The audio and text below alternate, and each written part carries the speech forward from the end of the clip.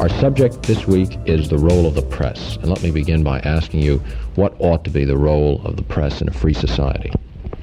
Well, in the broadest sense of the word, the press means all media of communication, as that would include newspapers, magazines, books, radio, television.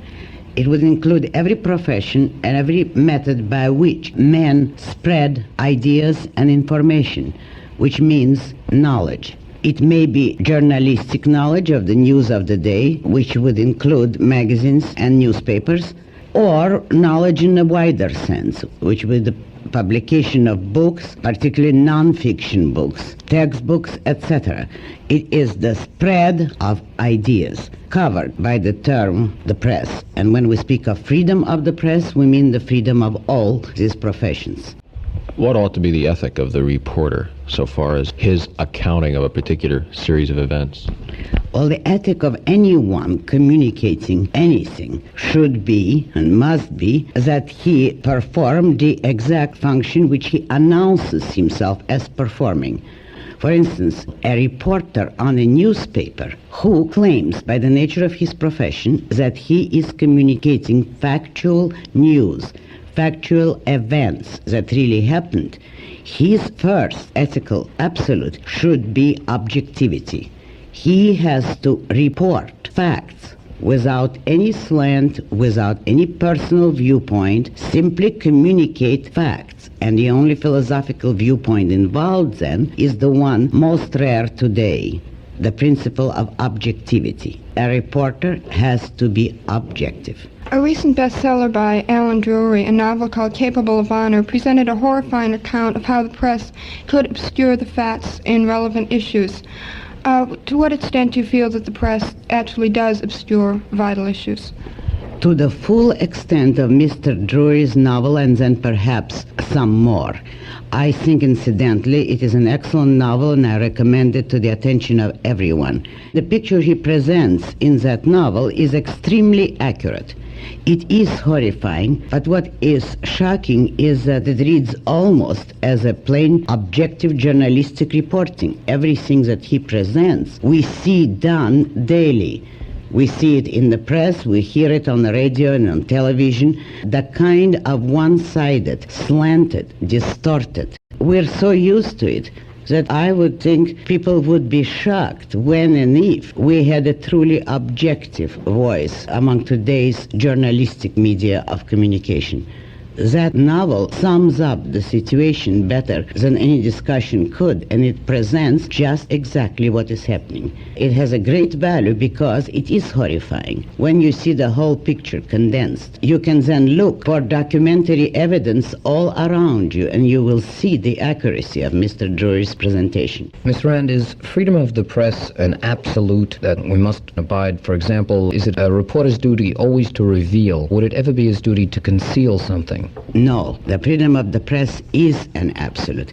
If there is any issue which cannot be publicized, that would mean only libel of private individuals or military secrets, where there may be some reason to hold certain information hidden. And in such cases, a reporter should not mention or discuss the story at all. You know, it's interesting in this connection that when you testify in court, the oath that you have to take says that you promise to tell the truth, the whole truth, and nothing but the truth. And I emphasize here the issue of the whole truth.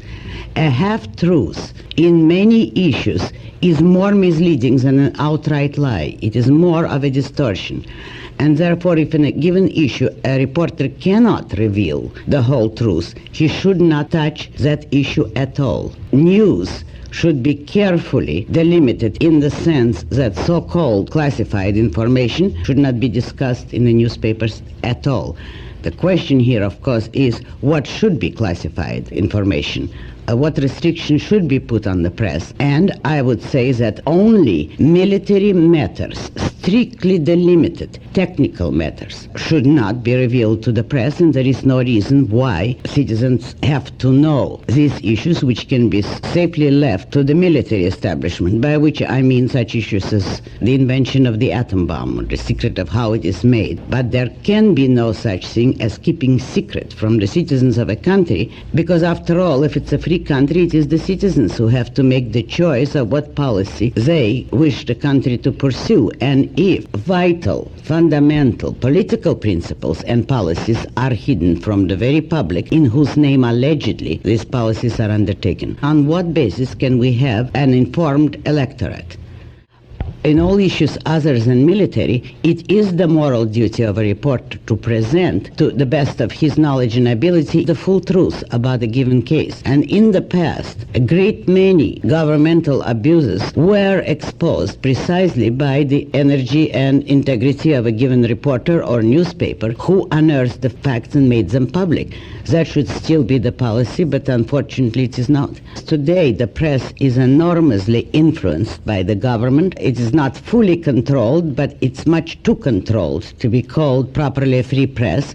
The coverage of news today consists of slanting any given news story according to the prevalent mood, not of the people or the country, not even of the government, but of the so-called intellectual establishment.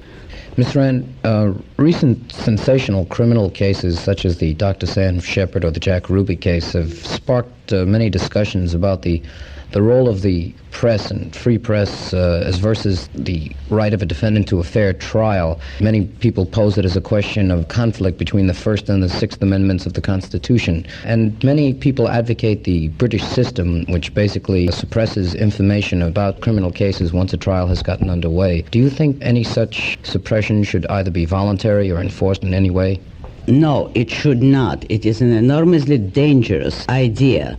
To begin with, the entire American system of jurisprudence is based on the principle of a public trial. Once you establish the idea, for any reason whatever, that the public should not have access to information about a trial, what is to prevent the same principle from being applied to political cases? What is to prevent a defendant from being railroaded? In a court case where the jurors may be prejudiced, the conduct of the trial may be highly improper. It's all left at the mercy of whoever is in the know or whoever is involved in the case, with the public having no information until it is too late. Nothing will then prevent a kind of star chamber procedure, in effect, namely that a defendant would be tried in secret. Who would suffer under a secret system? Someone tried for political offenses, or in a case where politics are involved. And if his case is not allowed public discussion, then he would be left at the mercy of any rigging of the legal procedures that the government could engage in. It is precisely the protection of publicity that is the best protection for innocent men. And it is not a danger to criminals, because if they are in fact criminal, what can they expect? Observe, however, a very dangerous issue here. It has been pointed out that in a statist system, crimes against individuals are treated very lightly. Well, of course, obviously, in a free country, it should be in reverse. To begin with, there should be no such category as public crimes or crimes against the state. And in issues involving administrative agencies, the rights of the accused individuals are infringed daily without any protection at all. It is part of the same principle. Do you think that the general low quality of public affairs presentations on television are a direct or indirect result of government regulation? Yes, I think that one single major cause is the fear of government control at license renewal time. And although the government officials have repeatedly claimed that they don't exercise any control, that is obviously an impossible claim. When a government has the arbitrary right to refuse to renew a license, an official would never have to bring any open pressure on the owner of a radio or television station. All he would have to do is communicate indirectly that he would prefer a certain viewpoint to be stressed rather than another. It is really censorship by disapproval. And a given official may not even be personally guilty of it. His associates or even Washington lobbyists and pool peddlers could exercise the same pressure, and nobody, including the victims, would ever check it. All that you have to do is spread the rumor without even the official's consent that he would prefer you to take policy A rather than policy B on a given question, and that is sufficient. And you cannot even accuse stations involved of cowardice, because when their existence is at the mercy of the arbitrary power of a commission, it is built into their mode of operations that they have to comply with any actual pressures or any alleged fear of pressures. They are put in danger automatically. And the only way they can operate then is by playing it safe, by trying not to antagonize anybody, therefore never expressing any clear, forceful, or independent opinion. The trouble with the press today is the same trouble as with every other profession. What influences the cultural manifestations in a country is the predominant philosophy held by that culture. After all, reporters or television broadcasters come out the same schools, the same colleges as every other profession, and they share the same ideas, prejudices, or lack of ideas as the rest of us. The political aspect of it is the result of the same philosophy. If men are first taught that there is no such thing as objectivity, there is no such thing as knowledge, none of us can be certain of anything, and this is the view with which they come out of college, and the government which tries to assume more and more power, it is the influence of the dominant philosophy which comes from colleges that determines the kinds of ideas that people will hold, and therefore the kinds of actions they'll take and the kind of politics they'll endorse. What would you prescribe for someone who wanted to be informed? How ought one select what is most objective in the various communications media? I would have no advice to give. I would say it is almost hopeless, because there is no combination of publications that you could suggest for this purpose. The only thing one can do is learn to read between the lines.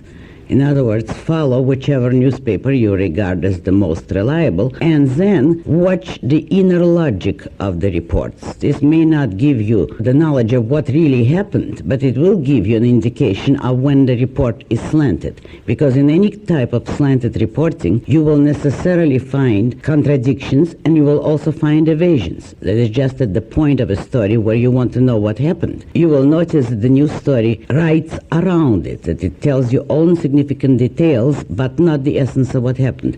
By that sign, if you read it very carefully, you will know that you have not read the full story, but that's the best that I can suggest.